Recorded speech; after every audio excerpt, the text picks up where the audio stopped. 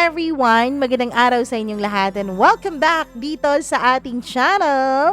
Andito na naman ang inyong one and only Mama Mia at magbibigay na naman ako ng panibagong inspirasyon sa inyo. Syempre, brand new story tayo today at meron po akong sorpresa sa inyo dahil maiikli lang ang ating kwento. Ngayong araw na ito ay 20 kwento ang inyong mapapakinggan sa upload na ito. Yes, kapag tapos nyo na yung first na kwento, wag na wag kayong aalis kaagad dahil may second kwento pa, okay? Bago tayo pumunta sa ating mga kwento, nais ko munang mag-thank you sa lahat ng mga nakinig, nanood at syempre sumuporta sa atin, hindi nag-skip ng ads, mga nakapag-subscribe at mga nag-share ng ating video at mga nagko-comment. Maraming salamat po talaga sa inyong lahat. As in like, I love you all so much talaga. Hello, ako kay Sally Buma, maraming thank you. Jin8864, Leonie Hiso, maraming salamat sa iyo dahil lagi ka pa rin nakikinig.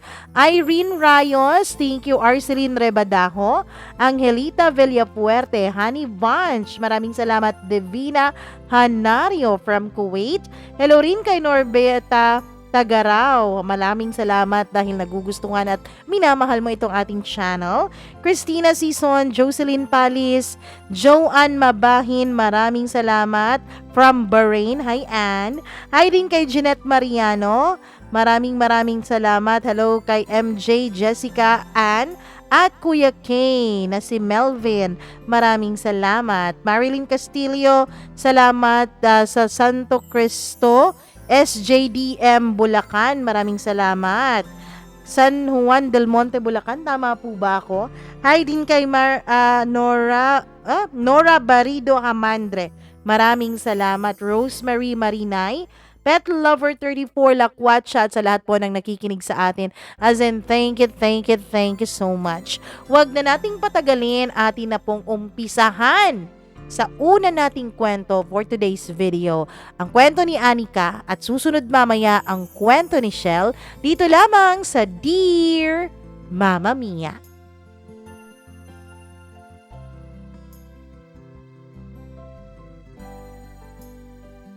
Lagi na nating naririnig ang mga katagang everything happens for a reason. Pero ano nga ba ang rason kung bakit tayo nasasaktan? May tama bang rason o may sapat bang dahilan na pwedeng magpaliwanag kung bakit nahihirapan ang ating buhay dito sa mundo? Dear Mama Mia, magandang araw po sa inyong lahat. Please hide my identity. Kasi sarili ko pong email address ang ginamit ko sa pag-send nitong aking storya. Sana wala pong ibang makaalam nitong aking email address, Mama Mia. Kung mayroon man kayong mga tao sa team nyo, sana lahat sila ay aware na ayokong pag-usapan ng iba itong aking storya, lalo pa sa nakakaalam ng email address na ito. I am one of your silent listeners and viewers dito sa YouTube. I am currently living in Mindanao. Sikreto lang talaga kung saang banda sa Mindanao ako nakatira. Just call me Anika. Syempre, it is not my real name. Kasi baka mabuking ako ng mga taong nakakakilala sa akin. Alam ko, napakarami pa namang judgmental at feeling perfect ngayon sa mundo, lalo na sa mundo ng social media. Mama Mia, a little background of myself. I am morena. Straight at black ang buhok ko na siya talagang itinuturing ko pong pinakamalaking asset ko. Lagi po akong nasasabihan ng iba na rebonded raw ba o alaga sa salon ng aking buhok. 5'3" ang aking height. Hindi ako payat pero hindi rin naman ako masyadong mataba. Maganda raw ako, sabi ng lola at mama ko. Pero gano'n naman talaga ang mga nanay at ang mga lola, hindi ba? Supportive sa pamilya. Simulan na natin ang life story ko.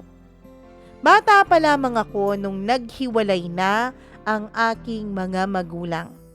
Yes, I was part of a broken family, Mama Mia. Ewan ko kung makaka-relate ba kayo sa storya ko. Lalo pa na bata pa lamang ako ay lumaki na ako na parang practically ay wala akong ama. Sa hindi pa po naghihiwalay ang mga magulang ko, ay lagi po akong palipat-lipat ng tirahan. As in, kami. Pwede nga kaming matawag na NPA nung mga panahon na yun eh. O yung sinasabi nilang no permanent address. Mama Mia, ang totoo ay pagod na ako sa ganong estilo ng aming buhay. Isa sa mga dahilan kung bakit palipat-lipat kami ng tirahan ay dahil wala pa pong naipupundar na sariling bahay ang mga magulang ko that time. Nagtrabaho ang mama ko sa Maynila kasi napakahirap pong maghanap ng disenteng hanap buhay sa amin sa probinsya. Meron naman po, Mama Mia, kaya lang napakaliit ng sahod. At syempre, hindi yun kakasya sa aming mag-anak. Ang papa ko naman ay wala ring trabaho nung mga panahon na yun. Maliit na maliit pa ako noon at batang-bata pa. Pero pakiramdam ko na talaga ay hindi ako mahal ng aking ama. Hindi ko talaga maintindihan noon at hindi ko alam kung ano ba ang problema. Ako ba ang problema nila o may sariling problema ang mga magulang ko? Ang papa ko nung mga panahon na yun, wala na ngang trabaho, wala na ngang naiaambag na pera sa aming tahanan, ay siya pa ang magaling na maglasing, magsugal at araw-araw na umiinom kasama ang mga katulad din niyang mga kabarkada niya na tambay at walang mga trabaho. Lahat ng padala ni mama, lahat yun nauubos lamang sa pagbili niya ng alak. Bahala kung wala na kaming makain sa bahay, wala siyang pake. Ang totoo, Mama Mia, mas inuuna pa niya ang barkada niya.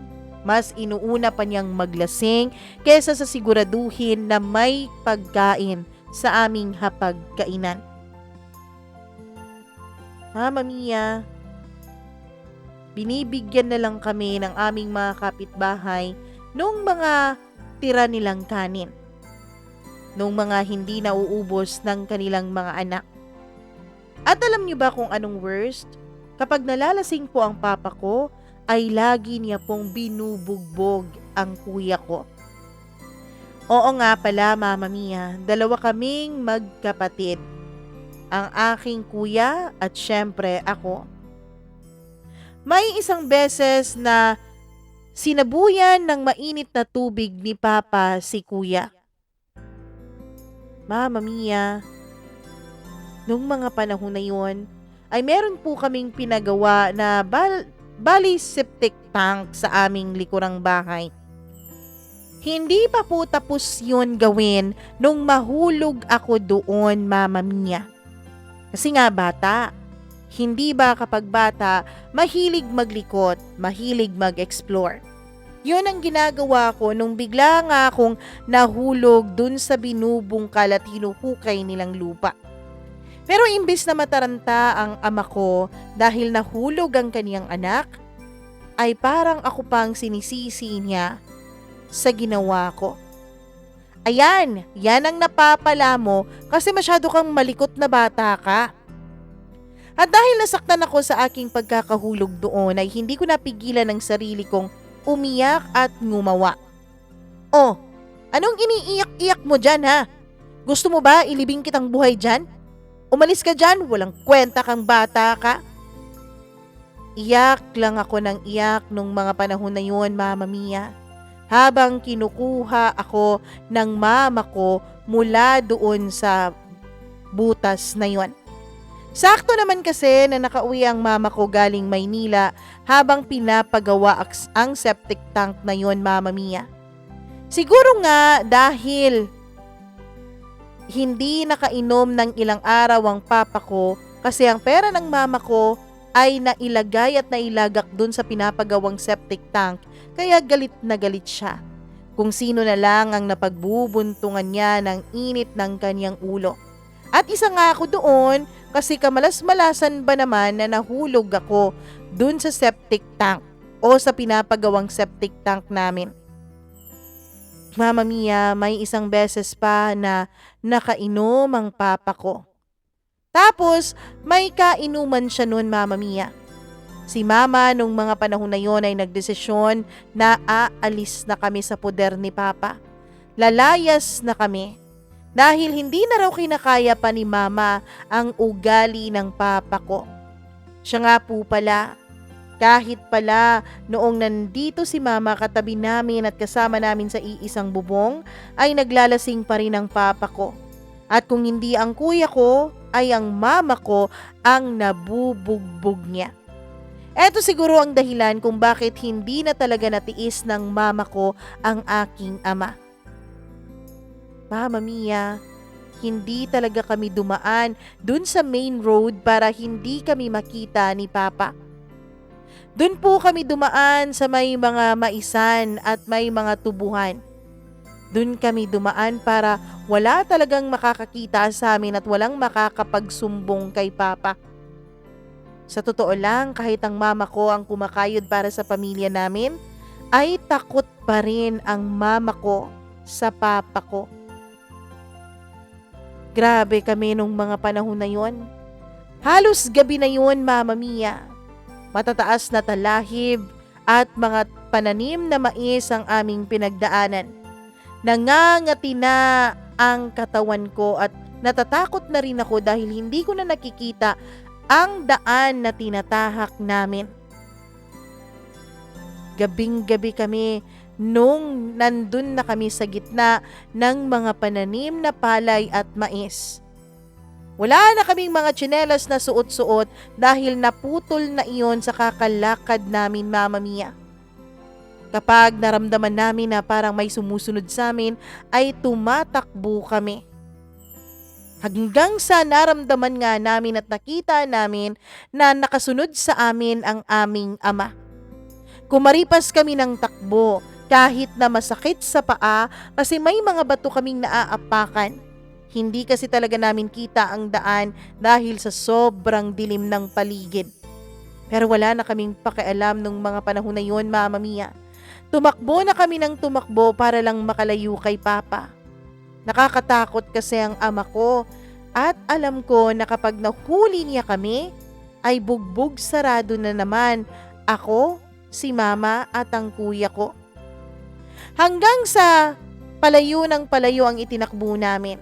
Hanggang sa may nakita na kaming mga bahay at alam namin na ang mga bahay na yon ay bahay ng mga kamag-anak ni Mama. Alam naming hindi kami kayang saktan doon ng papa ko. Kasi siya ang mabugbog sarado ng mga tiyuhin at pinsan ni Mama kung sakali mang habulin niya kami doon para saktan. Doon kami nakitulog sa isa sa mga relatives ni Mama. Pero hindi talaga nagpaawat ang papa ko. Kumakatok doon sa mga bahay-bahay at tinatanong kung nandun daw ba kami o kung napagawi kami doon. Mabuti na lang, Mama Mia, at walang umaamin doon sa mga kamag-anak ni Mama. Pinatago pa talaga kami para hindi kami makita ng papa ko. O dito lang kayo ha, huwag kayong lalabas. Insan, andyan ang asawa ko. Okay lang yun, kaming bahala. I-deny namin. Wala naman siyang magagawa eh. Bakit? Pipilitin niyang pumasok dito? Basta wag kayong maingay dyan para hindi kayo marinig. Mama Mia, laking pasasalamat ko talaga noon dahil hindi umamin yung mga kamag-anak ni Mama kung nasaan kami. Hanggang sa makarating na kami sa syudad. Dito may nakilala ang mama ko. At nag-asawa nga siya ulit, Mama Mia. Hindi nag-asawa na ikinasal, pero nagsama sila sa iisang bubong. Okay rin naman ang stepdad ko at first. Medyo naging maayos ang buhay namin nung siya ang nakasama ng mama ko. Kasi afford ng mama ko nung mga panahon na yun at ng stepdad ko lahat ng pangangailangan ko. Kasi binigyan ng pera ng stepdad ko ang mama ko para makapag-umpisa ng maliit na negosyo. Masaya ang buhay. Hindi kasing saya ng iba. Pero hindi na rin naman kasing lungkot nung dun kami nakatira kay Papa. Hindi naman kami natatakot na Mama Mia. Unti-unti nang umaayos ang buhay namin. Akala ko ay tuloy-tuloy na. Akala ko tuloy-tuloy nang magiging maayos ang buhay ng pamilya ko. Not until dumating ang nakababata kong kapatid. Mama Mia, aaminin ko, I was really jealous dahil lahat ng atensyon nila ay napunta na sa nakababata kong kapatid. Alam ko, now that I've been thinking about it, alam kong napaka-immature ko sa part na ito ng buhay ko. Nadala kasi ako, Mama Mia, sa inggit ko sa kapatid ko. Kasi kahit na meron akong stepdad at meron akong mama na kasama, alam ko naman talaga na hindi buo ang aming pamilya. Kasi kung tutuusin, hindi ko naman talaga pamilya ang stepdad ko. Hindi ko siya tunay na ama. Pagbali-balik ta rin man ang mundo, alam kong hindi niya ako gagawing priority kasi hindi niya ako dugo at laman. Tapos Mama Mia, naiinggit ako sa kapatid ko. Buti pa siya, merong buo at kumpletong pamilya. Buti pa siya, siguradong sa paglaki niya, may mga magulang siyang magtataguyod at magmamahal sa kanya. When I was in elementary, every time na merong family day sa school, ewan ko kung meron sa inyo nung elementary kayo ng ganyan. Sa amin meron po. At every time na nangyayari yon, doon lumalabas ang lahat ng insecurities ko. Naiinggit at nagsiselos ako na tumitingin sa mga classmates ko na kumpleto ang kanilang pamilya. Kumpleto at masaya ang mga magulang nila. Masayang nagsasama at halatang halata mong nagmamahalan sila. At kapag family day, may mga palaro talaga yon. Meron pong palaro na bubuhatin ng papa, ang mama at ang anak. Doon ay talagang inggit na inggit ako dahil hindi ako nakakasali. Kung minsan nga, palihim akong pumupunta sa may CR at doon ako tahimik na umiiyak. Doon ako nagtatanong kung bakit kakaiba ako kaysa sa mga classmates ko. Ano ba ang kasalanan ko? Kung bakit ako lang yata ang bata sa school na hindi kumpleto ang pamilya. Mama Mia, hindi po ako mahiyain. Ang totoo niya, nung elementary ako ay sumasali ako sa kung ano-anong mga extracurricular activities sa school. Sumasali ako sa dance troupe, sa pagsasayaw, sa Star Scout, at kung ano-ano pang pwedeng salihan. Si Mama talaga ang number 1 supporter ko sa mga panahon na yun. Kudos po pala sa mama ko dahil kahit na meron na siyang ibang pamilya, kahit meron na siyang anak sa aking stepdad, ay hindi pa rin niya ako nakakalimutang suportahan. Kaya lang, meron talagang gap dito sa puso ko eh. Hindi ko alam kung kasalanan ko yon, kung bakit ko nararamdaman ang ganong uring pakiramdam, o talagang normal yun para sa mga katulad kong hindi buo ang pamilya.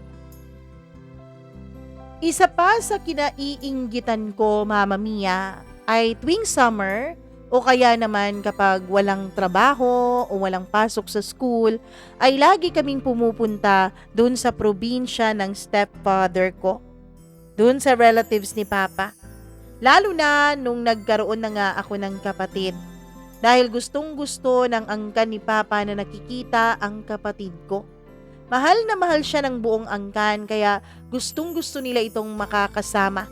So pag may free time, ay lagi talaga kaming pumupunta doon para bumisita.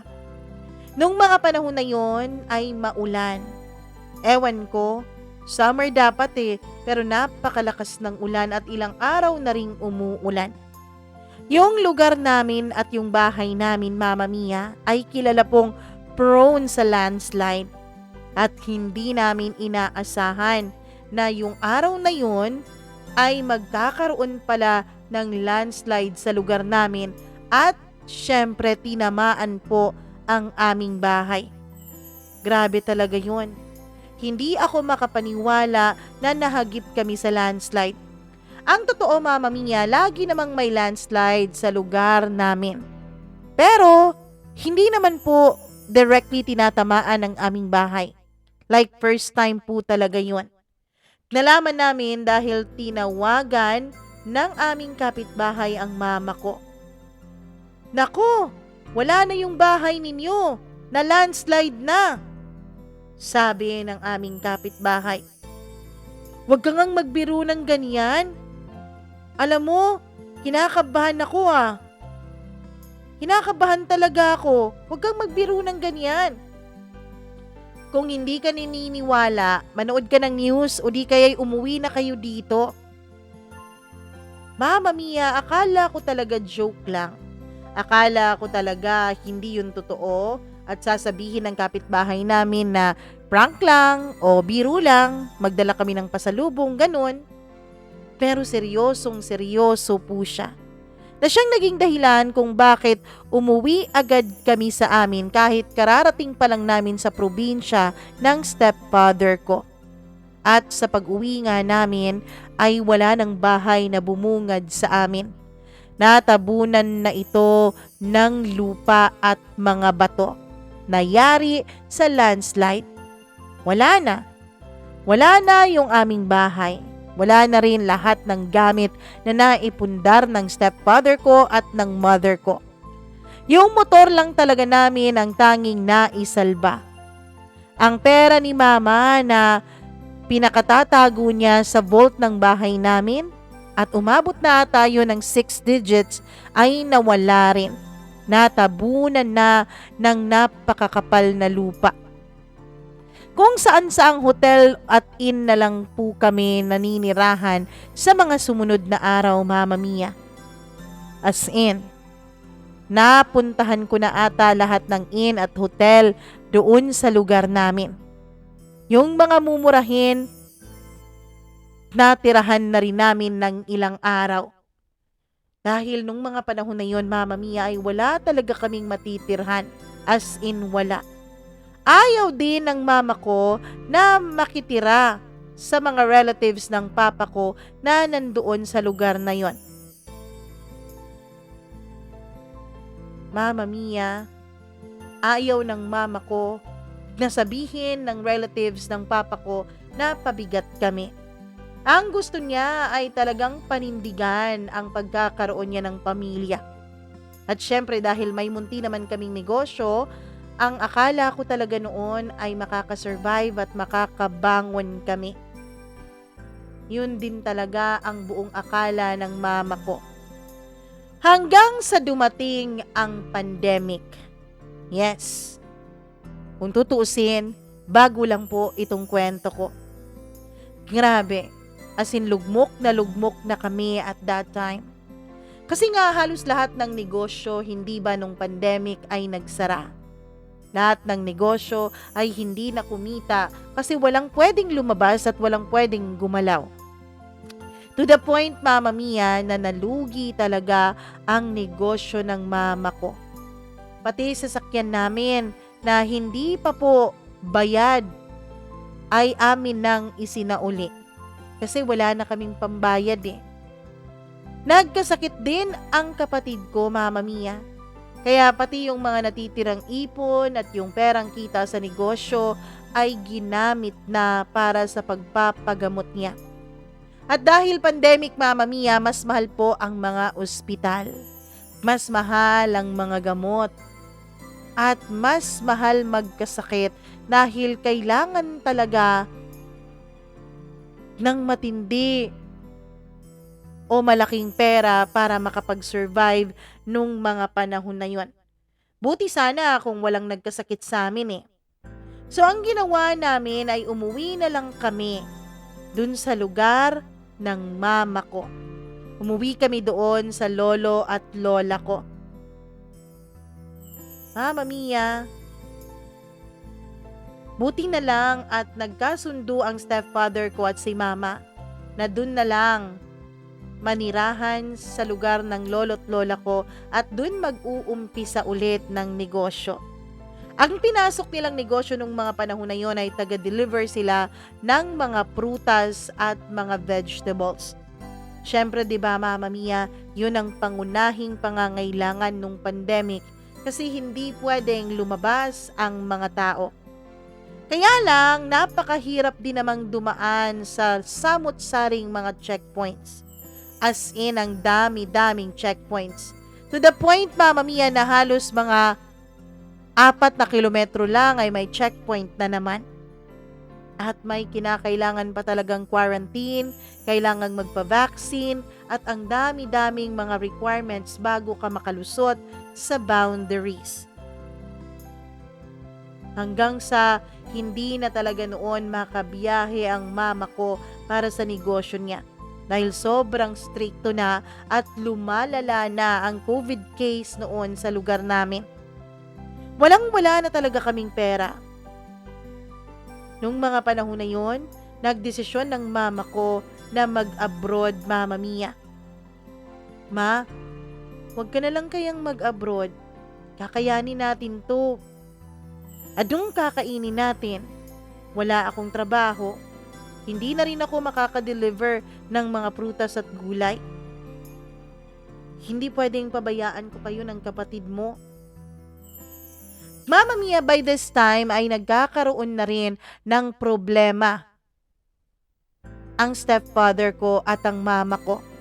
Doon ko talaga nakita na iba ang nadadalang problema sa kawalan ng pera. Nakakagiba ng relasyon at nakakagiba ng mga plano. So no choice ako nung mga panahon na yon. Hanggang sa pag-iyak na lang talaga ang nagawa ko. Kasi itong mama ko ay matigas din ang ulo.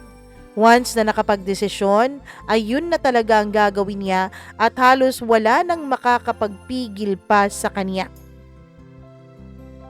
The day before siya umalis, Mama Mia, ay nag-farewell little party pa siya kasama ng mga friends niya. Pero syempre patago yun kasi bawal pa nung mga panahon na yon.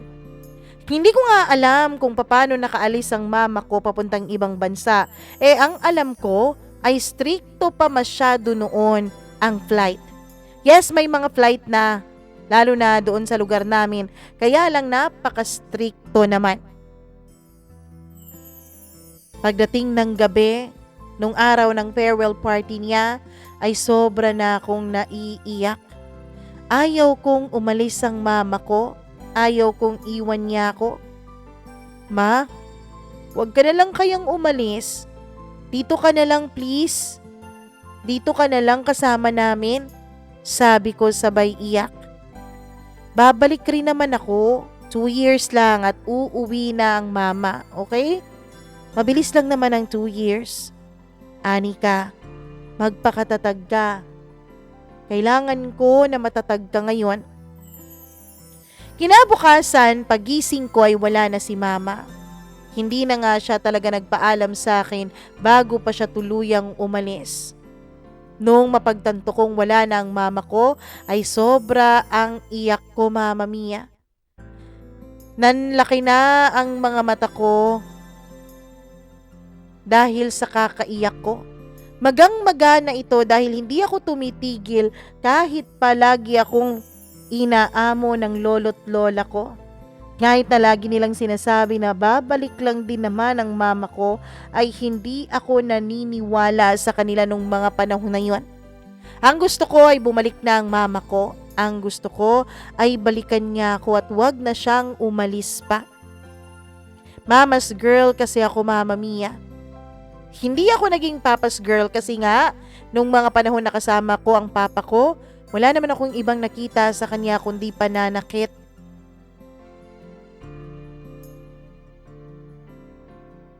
Nung nakarating na ang mama ko ay tumawag siya sa akin. Grabe ang naging iyak ko nung nag-usap kami, Mama Mia. As in, mga siguro lagpas 1 month akong umiiyak araw-araw. Kasi wala na ang mama ko sa tabi ko. Nung mag-half year na ang mama ko sa abroad, Mama Mia, ay doon na nagsimula ang mga kaguluhan. Sobra-sobrang gulo na ang nangyayari.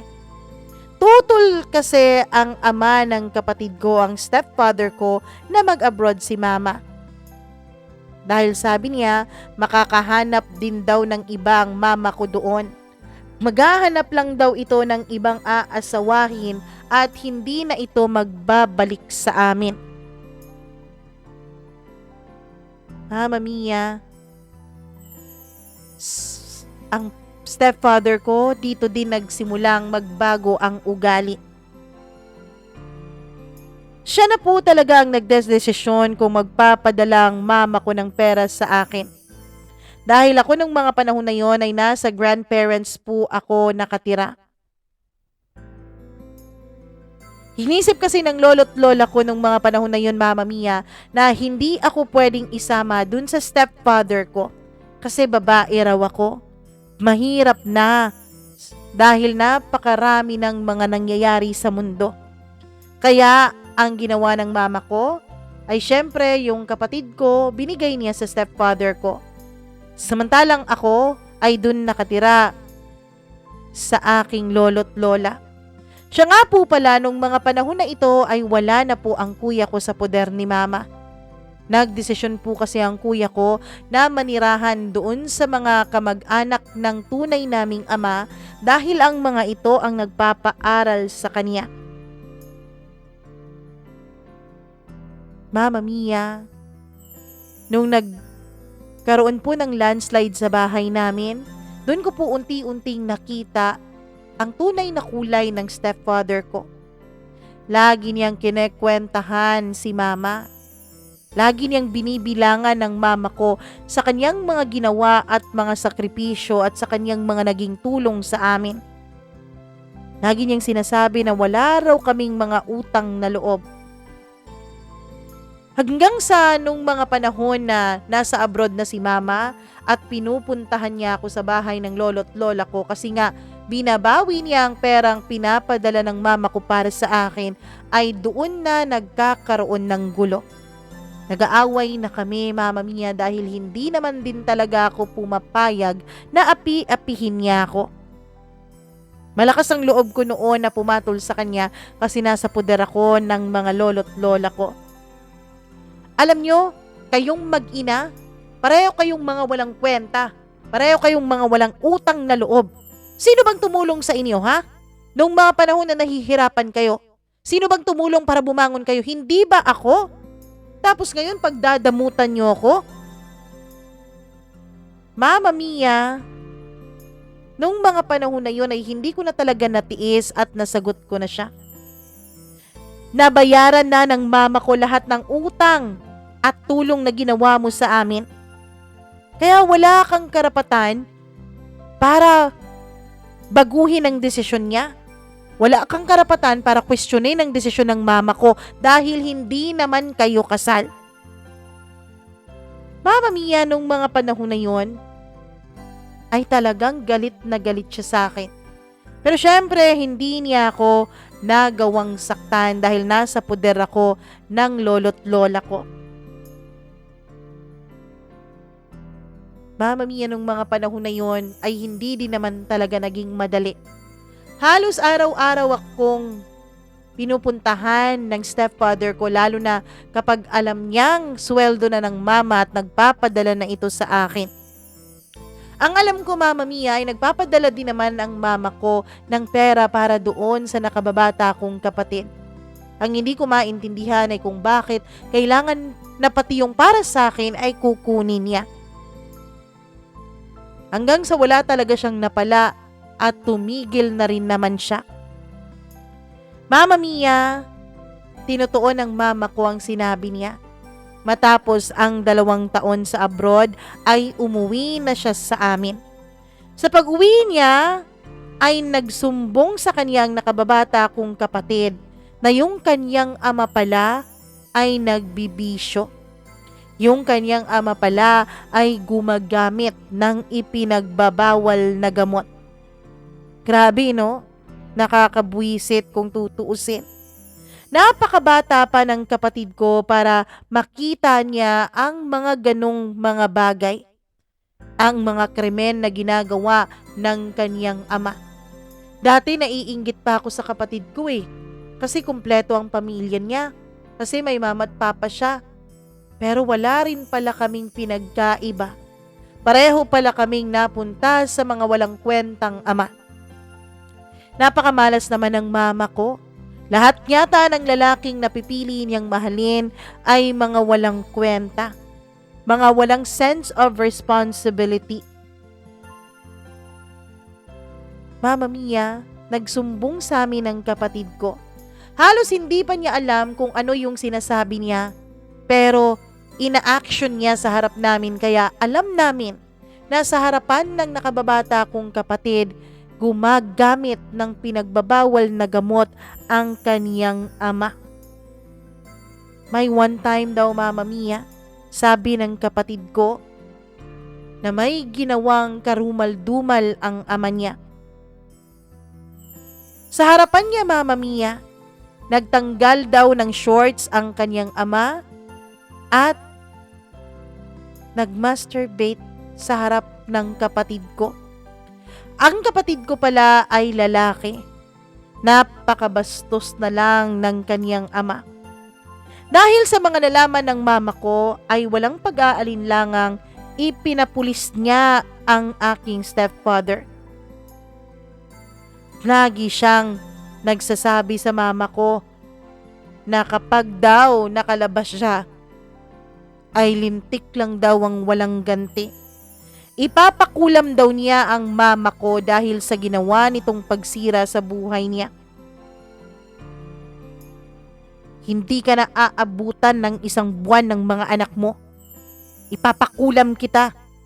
Lagi kong naririnig noon na sinabi niya sa mama ko nung dinadampot siya ng mga pulis.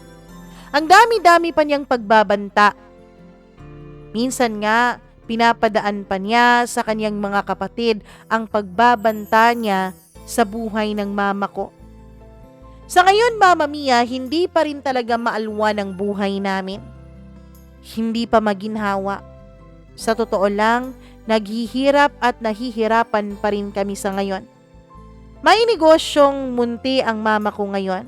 Kakaumpisa pa lamang. Sana po tulungan niyo kami na magdasal na maging successful ang business venture ng mama ko sa pagkakataong ito. Sabi nga nila, everything happens for a reason, and I believe in that. Kaya lang, Mama Mia, hindi ko naman talaga lubos maisip kung bakit ang mga kabataang katulad ko, katulad rin ng nakababata kong kapatid, ay kailangang dumaan sa mga walang kakwenta-kwentang mga magulang. Sana wala na pong bata na dumaan sa mga pinagdaanan namin. Lahat ng bagay na nangyayari ay meron raw rason at meron raw pagkakataon na tayo naman ang papaboran ng tadhana.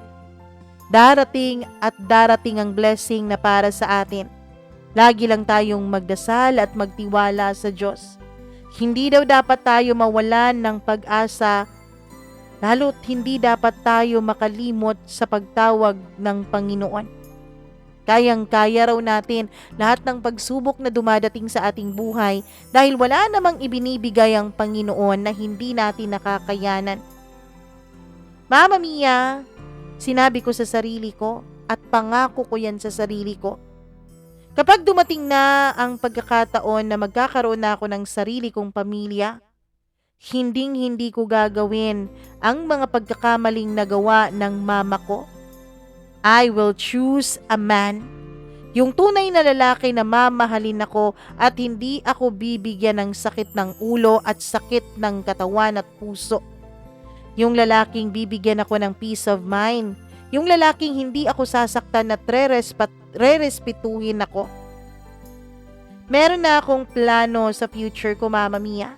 At isa sa mga plano na yon ay ang pagkakaroon ng future husband na matured enough para mag-alaga ng pamilya.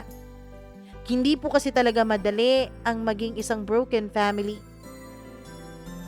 Mama Mia, aaminin ko, may mga trauma pa rin ako sa mga nangyari sa buhay ko.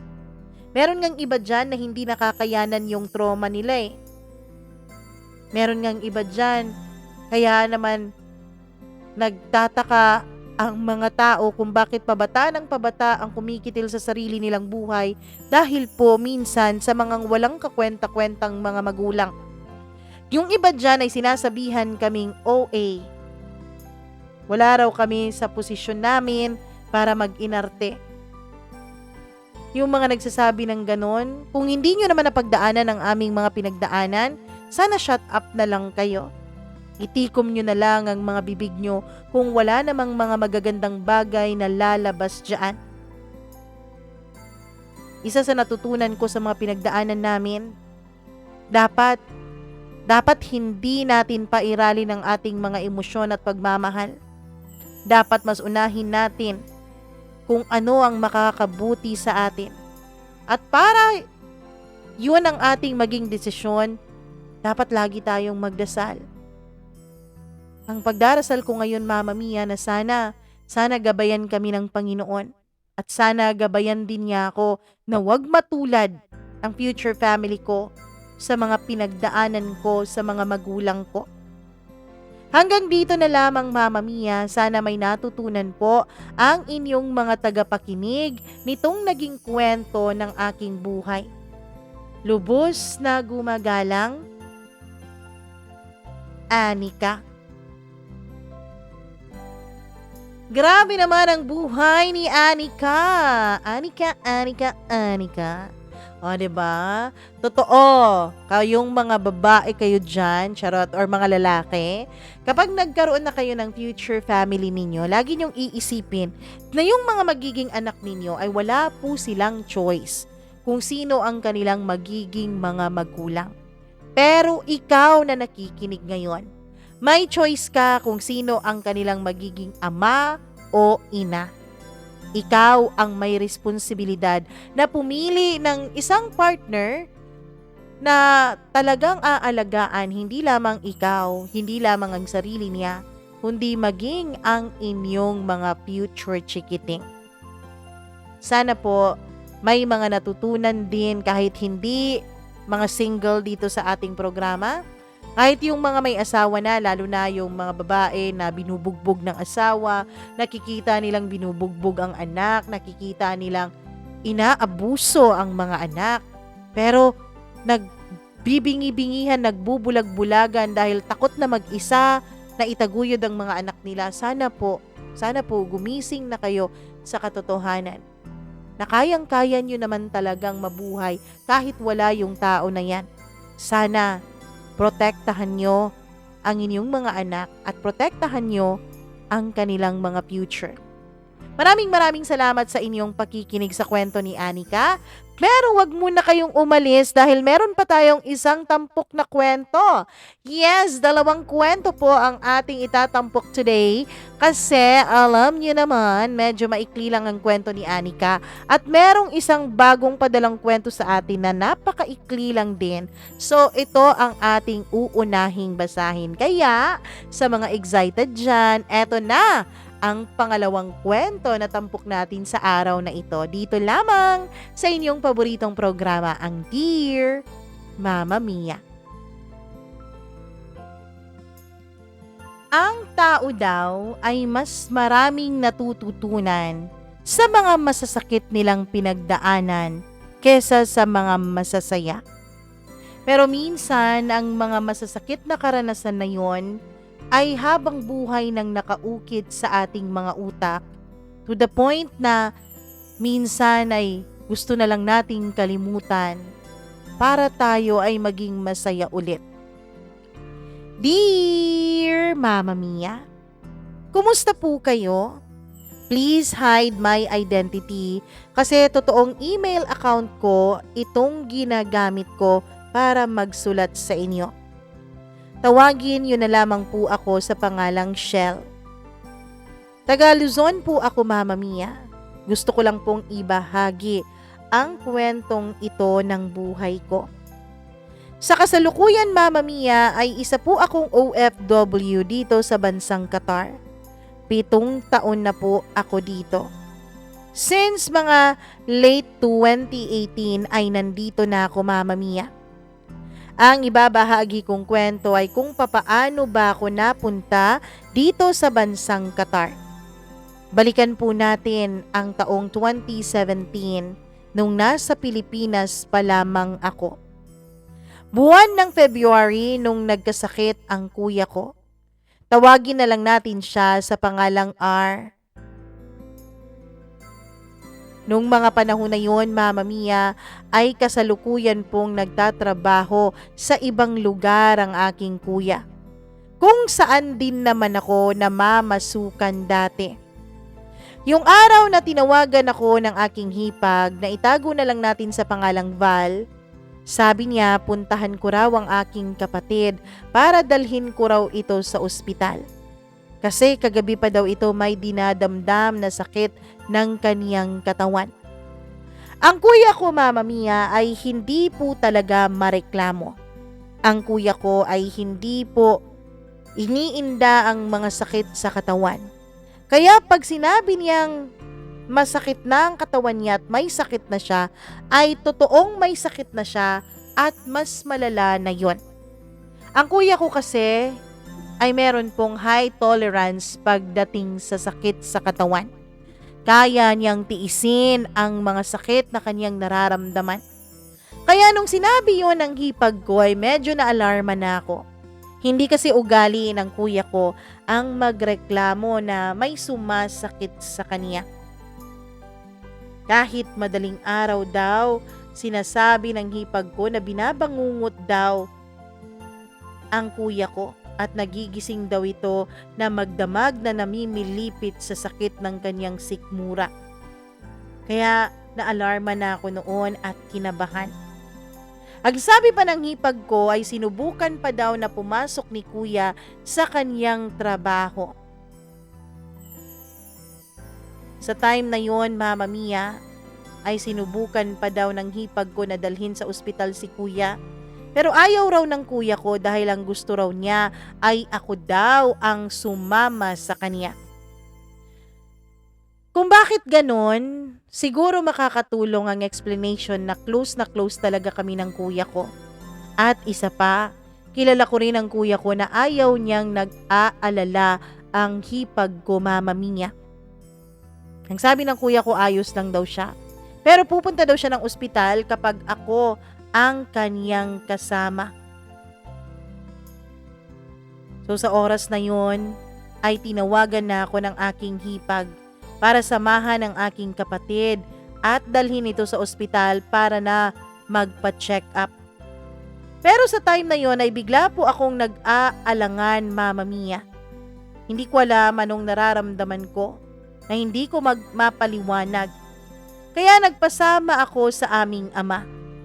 Sa oras din na yon, Mama Mia, ay wala ng biyahe ng jeep papunta sa lugar ng kuya ko. Buti na lang at meron kaming kakilala na nagpasakay sa amin para makarating sa lugar kung saan nagtatrabaho ang aking kuya. Nakarating naman kami doon ng maayos. Dali-daling pumunta sa bahay ng kanilang amo, ako at ang papa ko para sunduin namin ang aking kuya para madala na sana namin ito sa ospital. Pero Mama Mia, ang tagal-tagal bago po kami pinagbuksan ng gate para makapasok na sa loob ng bahay na tinutuluyan nila.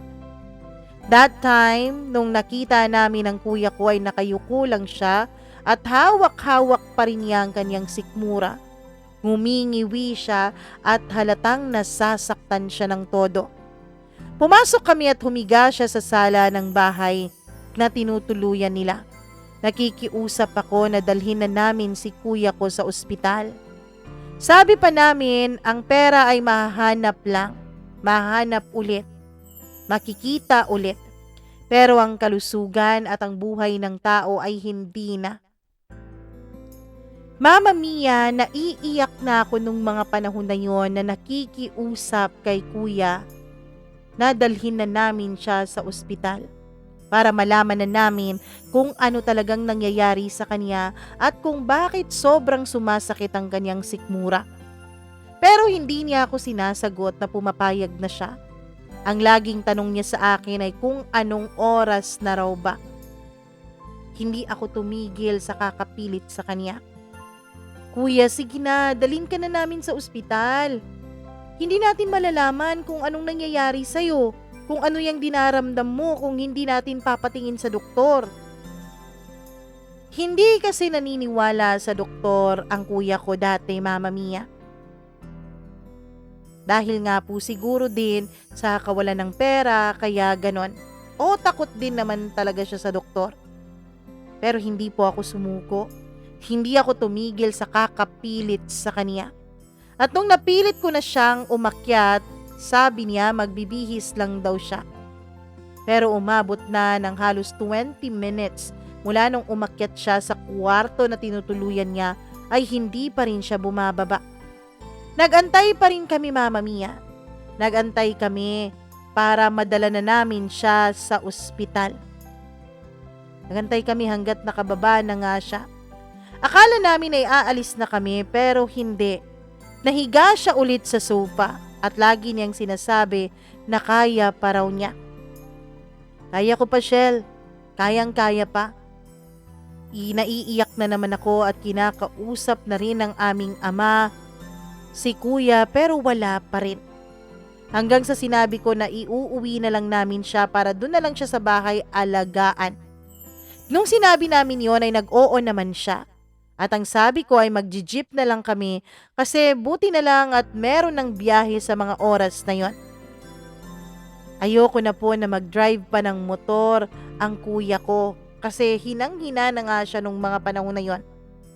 Pero bago po kami umuwi ay iniwan ko muna sila para puntahan ko din ang kaniyang amo at ang isa ko pang kapatid at yung hipag ko, Mama Mia. Siyempre kailangan kong magpaalam sa aming gagawin kay kuya kasi asawa pa rin niya yon. Sinabi ko na ayaw ng kuya na dalhin namin siya sa ospital kaya iuuwi na lang muna namin siya at doon namin siya aalagaan. Nag-okay naman po ang kaniyang amo sa amin. Pati na rin ang hipag ko at ang mga kamag-anak nito. Nung nakabalik na ako sa aking kuya para iuuwi na sana namin siya sa aming probinsya, Mama Mia, ay nagulat na lamang ako. Sa pagbukas ko ng pinto ay sinabi ng kuya ko na mauna na daw kami at kaya pa naman daw niyang mag-drive. Pero pinipilit ko, Mama Mia, na sasama na lang siya sa amin at wag nang mag-drive kasi baka kung ano pang mangyari sa kanya. Pero wala, Mama Mia. Hindi pa rin talaga nakukumbinsi ang kuya ko. Ewan ko ba talaga, napakatigas din naman kasi ng ulo nitong kuya ko na ito. Noong mga panahon na yon, Mama Mia, ay halos sigawan ko na si kuya para lang makinig sa akin.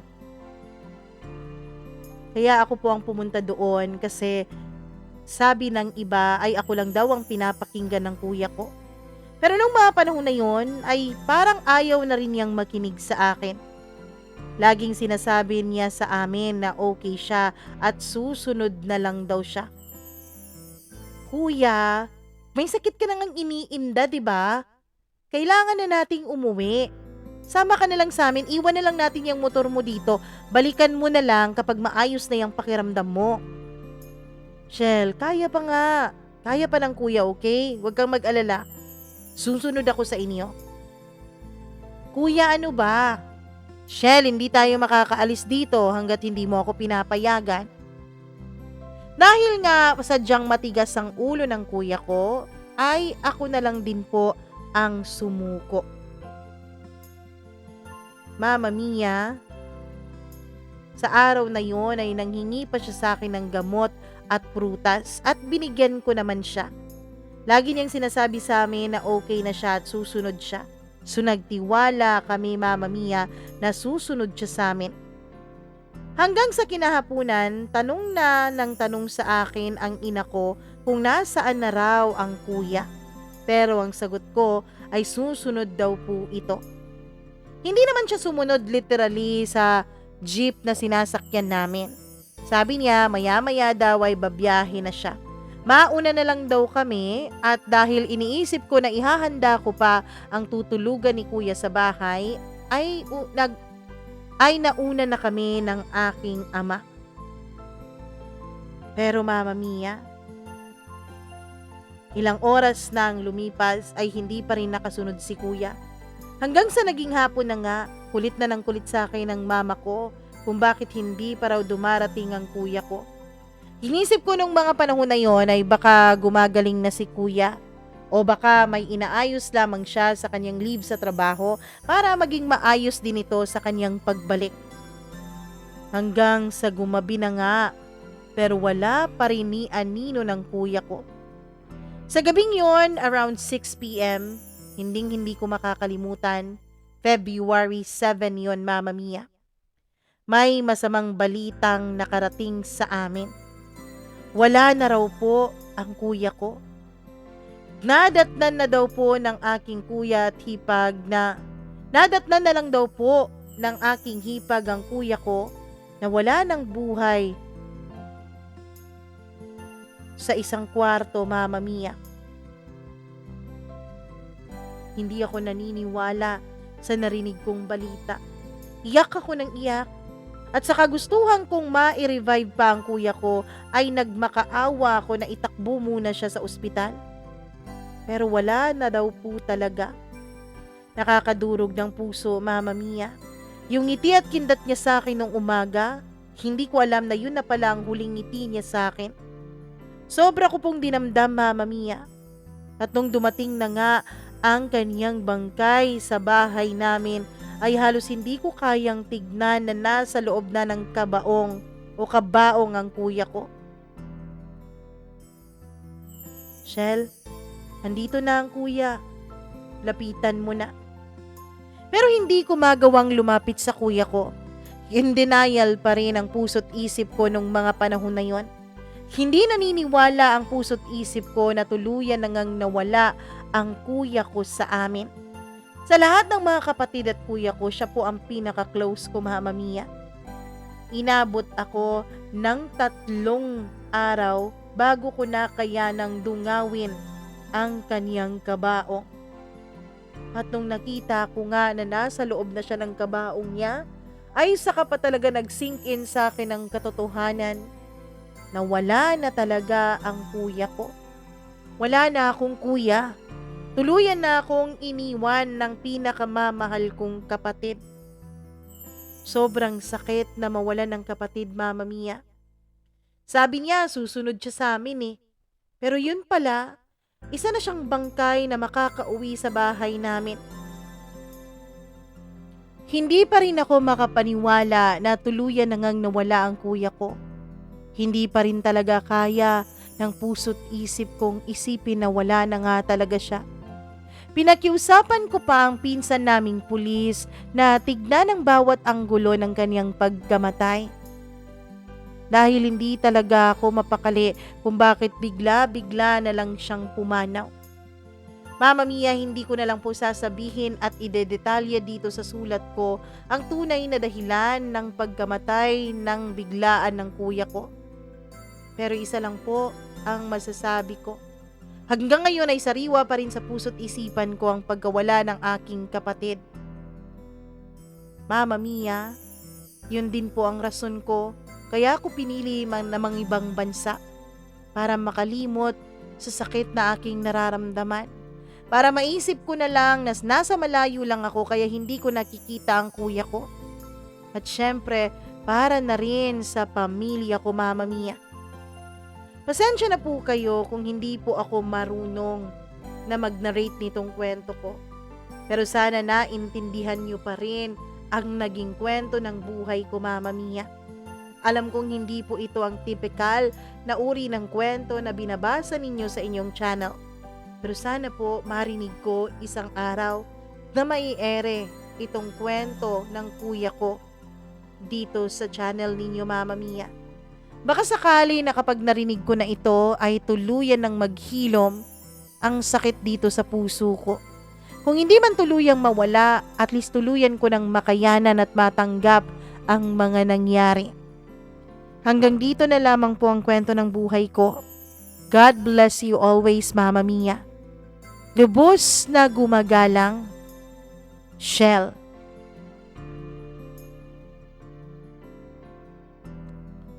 Nako naman, grabe naman ang kwentong ito. Pero na-curious ako, Shell, kung ano ba talaga ang kinamatay ng kuya mo? Food poisoning kaya? O kung ano ba? Bakit bigla na lang naging ganon? O kung may sakit na ba siya dati? Pero dahil hanggang dyan lang ang shinare mong kwento sa amin, syempre, kailangan namin yang irespeto.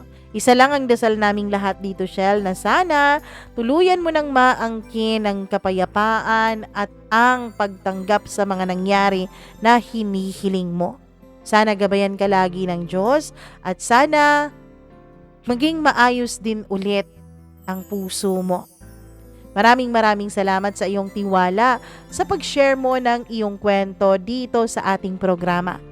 At kung ikaw na nakikinig ngayon, yes, nagulat ka, no? 2 kwento ang ating naiere. Sabi ko nga sa inyo kanina, di ba? Medyo maiikli ang ating kwento, kaya 2 po ang kwento natin. Yung una, kwento ni Anika, at yung pangalawa naman ay kwento ni Shell. Kung nagustuhan mo ang kwentong ating itinampok ngayong araw, please do like and share this video. Huwag kalimutan na mag-subscribe sa ating channel kung hindi pa po kayo subscriber. Mag-click ng notification bell para lagi po kayong na-update sa tuwing meron tayong bagong upload. At kung meron ka ring sarili mong kwento, do not hesitate to tell us and to send that to us. Mag-email lamang po kayo, mamamiacdo0317@gmail.com. Maraming salamat po ulit. Ako po ang inyong nag-iisang Mama Mia. Magandang araw sa inyong lahat. Enjoy the rest of your day and see you again sa susunod nating upload. Dito lamang sa ating YouTube channel. Paalam!